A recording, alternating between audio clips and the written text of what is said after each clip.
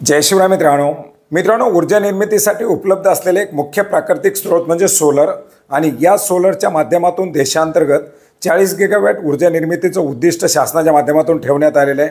मोठ्या प्रमाणात सोलरायझेशनवर केंद्र शासनाच्या माध्यमातून लक्ष केंद्रित केले जात आहे।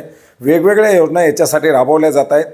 नुकताच 22 जानेवारी 2024 रोजी देशाचे पंतप्रधान नरेंद्रजी मोदी यांच्या माध्यमातून पीएम सूर्योदय योजनेची घोषणा करण्यात आलेली आहे, ज्याच्या अंतर्गत देशांतर्गत गोरगरीब 1 करोड नागरिकांना 1 करोड कुटुंबांना हे सोलर दिले जाणार आहेत।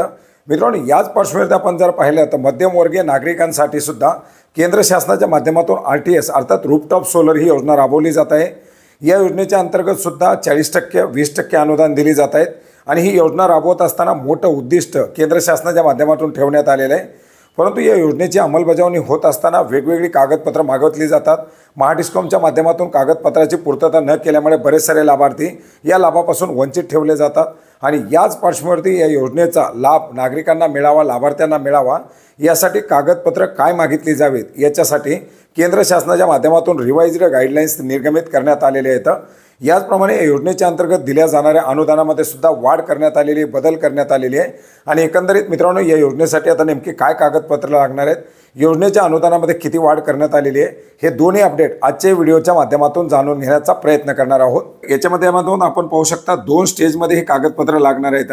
याच्यामधील पहिली स्टेज असणार आहे फेसिबिलिटी अप्रूव्हलची। याच्यामध्ये लाभार्थ्याचं जे नागरिक अर्जदार असेल याचं शेवटच्या 6 महिन्यामधील कुठल्याही एका महिन्याचं लाईटचं बिल आवश्यक असणार आहे। याच्या व्यतिरिक्त कुठलेही कागदपत्र लागणार नाही आणि याच्यानंतर प्रोजेक्ट कंप्लीट झाल्यानंतर अनुदानाच्या अप्रूव्हसाठी प्रोजेक्ट कमिशनिंग नेट मीटरिंगसाठी 3 कागदपत्र लागणार आहेत।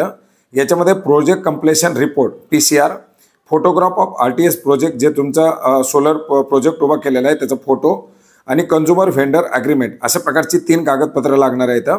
याच्यामधील जो PCR असेल प्रोजेक्ट कंप्लीशन रिपोर्ट, याच्यामध्ये जे सोलर पॅनल असतील त्याचा कुठल्या मॅकचे सोलर पॅनल आहेत, त्याची कॅपॅसिटी किती आहे, कॅपॅसिटी इन वॅटमध्ये त्या पॅनलची किती आहे आणि टोटल किती नंबर पॅनल लावलेले आहेत त्यांचे सिरियल नंबरसह हा रेकॉर्ड लागणार आहे आणि इन्व्हर्टरमध्ये त्या इन्व्हर्टरचा मेक, त्याची कॅपॅसिटी आणि सिरियल नंबर अशा प्रकारची माहिती त्या PCRमध्ये असावी लागणार आहे आणि अशा प्रकारची कागदपत्र या योजनेच्या लाभासाठी लागणार आहेत। याच्या व्यतिरिक्त कुठलीही कागदपत्र डिस्कॉमच्या माध्यमातून मागितली जाऊ नयेत अशा प्रकारचे निर्देश या नवीन गाईडलाईनच्या माध्यमातून 11 जानेवारी 2024 रोजी देण्यात आलेले आहेत। याचप्रमाणे या योजनेच्या अनुदानामध्ये वाढ देखील करण्यात आलेली आहे। याच्यासाठी 5 जानेवारी 2024 रोजी नवीन अनुदानाची परिगणना करण्यासाठीचं एक लेटर निर्गमित करण्यात आलेले आहे। याच्यामध्ये नॅशनल पोर्टलच्या माध्यमातून रूफटॉप सोलर जे दिले जात आहेत याच्या अंतर्गत 1 ते 3 किलोवॅटचे जे सोलर पॅनल असतील अशा सोलर पॅनलसाठी जनरल स्टेट अर्थात सर्वसामान्य राज्यांसाठी 18,000 रुपये प्रति किलोवॅट अशा प्रकारे अनुदान दिलं जाणार आहे आणि स्पेशल कॅटेगरीची जी राज्य असतील या राज्यांसाठी 20,000 रुपये प्रति किलोवॅट अशा प्रमाणामध्ये अनुदान दिलं जाणार आहे। तर 3 किलोवॅटपासून 10 किलोवॅटपर्यंत 9,000 रुपये प्रति किलोवॅट, तर जे काही स्पेशल कॅटेगरीची राज्य असतील यांना 10,000 रुपये प्रति किलोवॅट एवढं अनुदान आता या योजनेच्या अंतर्गत दिलं जाणार आहे। त्याच्यामुळे पात्र होणाऱ्या लाभार्थ्यांना या वाढीव अनुदानाचा लाभ मिळणार आहे। जानेवारी 2024 पासून या अनुदानामध्ये वाढ करण्यात आलेली आहे।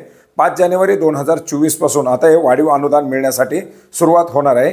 मित्रांनो, याचप्रमाणे आता लवकरच पीएम सूर्योदय योजनेच्या अंतर्गत अर्ज सुरू केले जातील, त्याच्या नवीन मार्गदर्शक सूचना निर्गमित केल्या जातील, ज्याच्यामध्ये आता नवीन आलेल्या अपडेटनुसार छत्रपती संभाजीनगर, अकोला, नागपूर, लातूर, सातारा, सोलापूर अशा काही जिल्ह्यांचा याच्यामध्ये समावेश करण्यात आलेला आहे। लवकरच याच्या संदर्भातील परिपूर्ण असे अपडेट येतील, ज्याच्यामध्ये किती टक्के अनुदान दिलं जाणार आहे, ही योजना कशा प्रकारे राबवली जाणार आहे आणि त्याच्याबद्दलचे सुद्धा जे अपडेट आपल्याकडे उपलब्ध होतील ते अपडेटसुद्धा आपण वेळोवेळी जाणून घेण्याचा प्रयत्न करणार आहोत। भेटूयात नवीन माहितीसह, नवीन अपडेटसह। धन्यवाद।